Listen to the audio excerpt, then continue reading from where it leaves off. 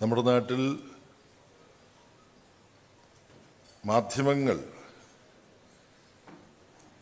ജനാധിപത്യ പാർട്ടികൾ എന്ന് വിശേഷിപ്പിക്കുന്ന നിർവചിക്കുന്ന കുറേ പാർട്ടികളുണ്ട്. കമ്മ്യൂണിസ്റ്റ് പാർട്ടികളെയെല്ലാം ഇടതുപക്ഷ പാർട്ടികൾ എന്നാണ് പറയുന്നത്. ഈ പ്രയോഗം കേട്ടാൽ ആരും സാമാന്യനെ ധരിച്ചു പോകും ഈ ജനാധിപത്യ പാർട്ടികൾ എന്ന് വിശേഷിപ്പിക്കുന്നവ ജനാധിപത്യപരമായിട്ടാണ് പ്രവർത്തിക്കുന്നത് എന്ന്. അങ്ങനെയാണല്ലോ, പേരും പ്രവൃത്തിയും തമ്മിൽ ബന്ധമുണ്ടാവണമല്ലോ. അതെന്താണ് യാഥാർത്ഥ്യം?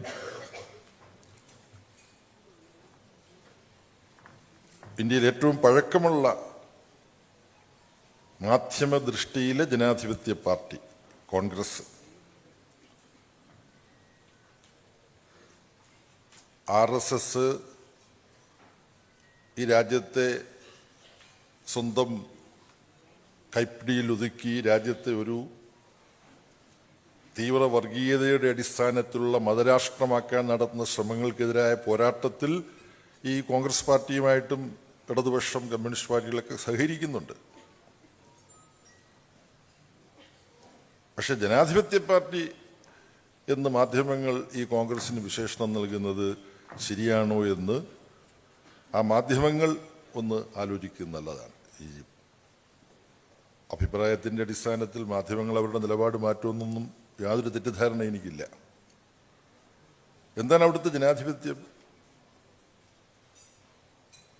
വിവിധ തലങ്ങളിലുള്ള നേതൃത്വത്തെയും കമ്മിറ്റികളെയും എല്ലാം ഹൈക്കമാൻഡ് എന്ന് പറയുന്ന ഒരു അത്ഭുത പ്രതിഭാസം. ഹൈക്കമാൻഡ് എന്ന് പറയുന്നത് അതിൻ്റെ രൂപം ആർക്കെങ്കിലും പറഞ്ഞു തരാൻ പറ്റുമോ എന്ന് അറിഞ്ഞുകൂടാ. ആരൊക്കെ ചേരുന്നതാണ് ഈ ഹൈക്കമാൻഡ് എന്നുള്ളത്? അങ്ങനെ ഒരു വാക്ക് നമ്മൾ ഈ മാധ്യമങ്ങൾ തന്നെ പ്രചരിപ്പിച്ച് നമ്മുടെ ശ്രദ്ധയിലുണ്ട്. അവർ നിയമിക്കുകയാണ്. അഖിലേന്ത്യാ കോൺഗ്രസ് നേതൃത്വം എന്ന് പറയുന്ന 3-4 ആളുകൾ അവർ നിയമിക്കുകയാണ്. ഇപ്പം ഈ അടുത്ത നാളുകൾ നമ്മുടെ നാട്ടിലെ പത്രങ്ങളിൽ ചർച്ചയുണ്ട്. KPCC പ്രസിഡന്റ് മാറുമോ, നേതൃത്വത്തിലെ മാറ്റം എങ്ങനെയായിരിക്കും? അത് കൂടുതൽ പറഞ്ഞ് സമയം കളയാൻ ഞാൻ ഉദ്ദേശിക്കുന്നില്ല. കോൺഗ്രസിന്റെ വിവിധ തലങ്ങളിൽ ഒരു തെരഞ്ഞെടുപ്പ് നടന്നിട്ട് ഇപ്പൊ എത്ര വർഷമാണെന്ന് ആർക്കെങ്കിലും ഓർമ്മയുണ്ടോ? 1991 വ്യത്യസ്ത തലങ്ങളിൽ കോൺഗ്രസിന്റെ എല്ലാ സംഘടനാ തലങ്ങളിലും കോൺഗ്രസ് ഭരണഘടന പറയും പ്രകാരം ഒരു തെരഞ്ഞെടുപ്പ് നടന്നു. 1991. മറ്റു പാർട്ടികളെ കുറിച്ച് ഞാൻ കടക്കുന്നില്ല.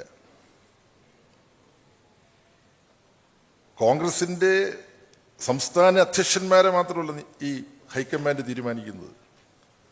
അതിന്റെ വിദ്യാർത്ഥി സംഘടനയുടെ നേതാക്കന്മാരാരാവണം, യുവജന സംഘടന, സേവാദൾ, മഹിള, സംസ്ഥാന ഭാരവാഹികൾ, ജില്ലാ ഭാരവാഹികൾ ലിസ്റ്റ് കൊണ്ടുപോയി ഹൈക്കമാൻഡ് അപ്രൂവ് ചെയ്യുന്നതാണ്. കോൺഗ്രസ് DCC പ്രസിഡന്റന്മാർ ആരാകണമെന്നുള്ളത് അതിനെക്കുറിച്ചൊന്നും മാധ്യമങ്ങൾക്ക് ഒരു പരാതിയുമില്ല.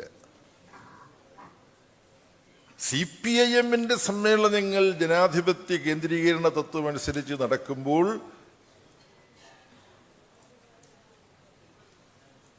നമ്മളെല്ലാം ജീവിക്കുന്നത് ബൂർഷ്വാ മൂല്യങ്ങൾ, ബൂർഷ്വാ രാഷ്ട്രീയ മൂല്യങ്ങൾ ആധിപത്യം വഹിക്കുന്ന ഈ സമൂഹത്തിലായതുകൊണ്ട് ആ ബൂർഷ്വാ മൂല്യങ്ങളുടെ സ്വാധീനത്തിൽപ്പെട്ട് കമ്മ്യൂണിസ്റ്റ് മൂല്യങ്ങളൊക്കെ ചോർന്നു പോയ ആരെങ്കിലും അവിടെയോ ഇവിടെയോ ചെറിയൊരു പ്രശ്നം ഉണ്ടാക്കിയാൽ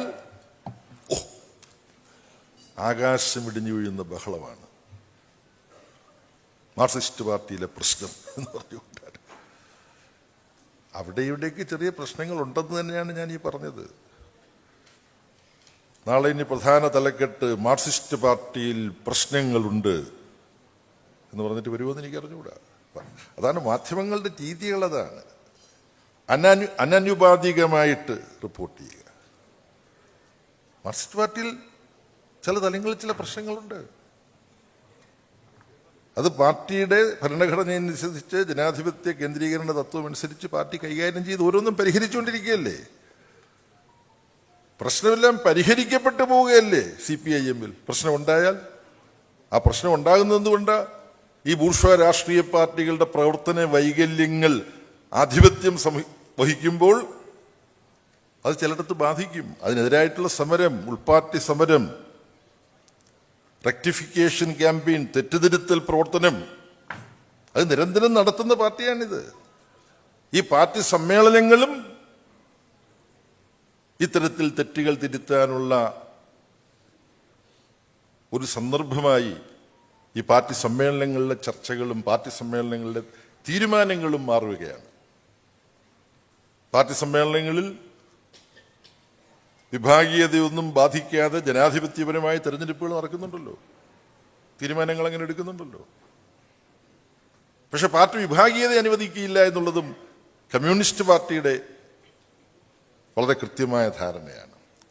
അപ്പൊ കമ്മ്യൂണിസ്റ്റ് പാർട്ടി സംഘടനയും ബൂർഷ്വാ പാർട്ടി സംഘടനകളും തമ്മിലുള്ള വ്യത്യാസം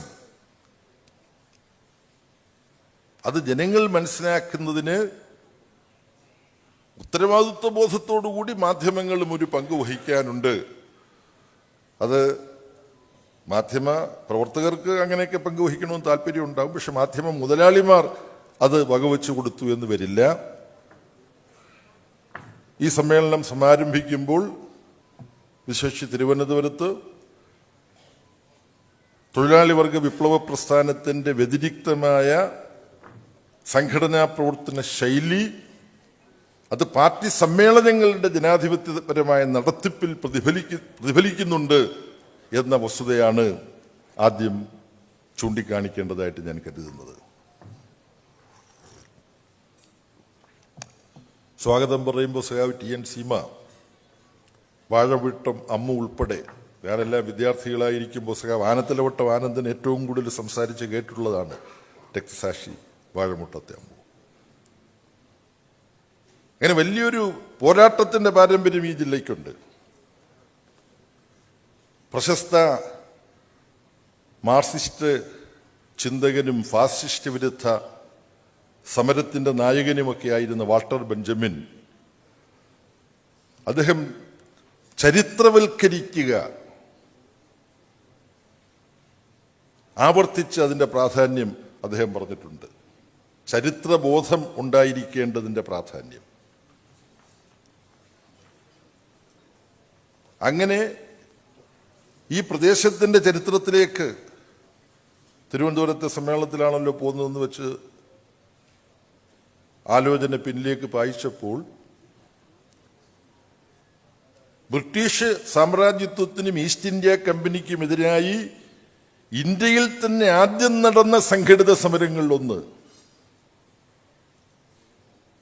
ആറ്റിങ്ങൽ സമരമാണ് ഈ ജില്ലയിലെ 1721.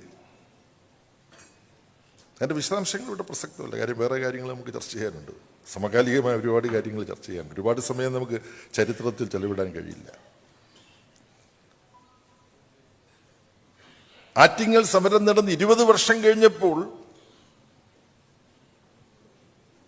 ഏഷ്യയിൽ തന്നെ സാമ്രാജ്യത്വത്തിനെ, ഒരു സാമ്രാജ്യത്വ ശക്തി, ഒരു കൊളോണിയൽ ശക്തിയെ ഒരു നാവിക യുദ്ധത്തിൽ പരാജയപ്പെടുത്തി. കുളച്ചൽ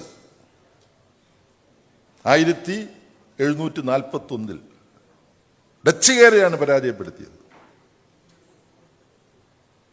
ഇപ്പൊ കുളച്ചൽ കേരളത്തിൽ തിരുവിതാംകൂറിലും അല്ല, തമിഴ്നാടിന്റെ ഭാഗമാണ്. അന്ന് തിരുവിതാംകൂറിന്റെ ഭാഗമാണ്.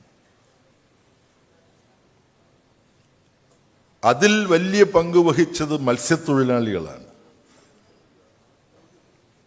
ഡച്ച് നാവികസേനയെ തോൽപ്പിക്കുന്നത്. ആ പാരമ്പര്യം തുടർന്നിട്ടുണ്ട്. അത് നവോത്ഥാന പ്രസ്ഥാനത്തിന്റെ ചരിത്രത്തിലുണ്ട്, സ്ത്രീ ശാക്തീകരണത്തിലുണ്ട്. പഞ്ചമി എന്ന പെൺകുട്ടിയെയും പിടിച്ചുകൊണ്ട് അയ്യങ്കാളി ഇവൾക്കും പഠിക്കാൻ അവകാശമുണ്ടെന്ന് പറഞ്ഞത് ഇവിടെയാണ്. അങ്ങനെ കടന്നു ചെന്ന സ്കൂള് തീയിട്ട് നശിപ്പിച്ചു. മനുവാദികൾ അവർ പക്ഷേ ഇന്ന് ഇന്ത്യയിൽ ആധിപത്യം നേടിയിരിക്കുകയാണ്. പഞ്ചമി പഠിക്കാൻ പാടില്ലെന്ന് പറഞ്ഞവർ രാജ്യത്തിന്റെ ഭരണത്തിന്റെ നേതൃത്വത്തിലാണിപ്പോൾ. അങ്ങനെയുള്ള ദുര്യോഗങ്ങളാണ് സംഭവിക്കുന്നതെന്നുള്ളതും കൂട്ടത്തിൽ നമ്മൾ ഓർക്കണം. 1888 പ്രതിഷ്ഠ ശ്രീനാരായണ ഗുരുസ്വാമികളുടെ, ചട്ടമ്പി സ്വാമികളുടെ പ്രവർത്തനം. അതിനു മുമ്പ് അയ്യാ വൈകുണ്ഠസ്വാമി ഈ തിരുവിതാംകൂറിന്റെ ഭാഗമായിട്ട് സ്വാമിത്തോപ്പ്, ഇപ്പം അതും സ്റ്റേറ്റ് റീഓർഗനൈസേഷന്റെ ഭാഗമായി കേരളത്തിന് പുറത്താണ്. പക്ഷെ സ്വാമിത്തോപ്പ് അയ്യാ വൈകുണ്ഠസ്വാമികൾ, സമത്വ സമാജം സ്ഥാപിച്ച അയ്യാ വൈകുണ്ഠസ്വാമികൾ. അപ്പൊ അങ്ങനെ വലിയൊരു നവോത്ഥാനത്തിന്റെ പാരമ്പര്യം, പോരാട്ടത്തിന്റെ പാരമ്പര്യം, സാമ്രാജ്യത്വ വിരുദ്ധതയുടെ പാരമ്പര്യം, സാമ്രാജ്യത്വ വിരുദ്ധ സമരം ഒന്നു ജയിച്ചതിന്റെ പാരമ്പര്യം, കുളച്ചൽ യുദ്ധം, ഇതെല്ലാം ഈ പ്രദേശത്തുണ്ട് എന്നുള്ളത് ഈ സന്ദർഭത്തിൽ പ്രസക്തമാണ്.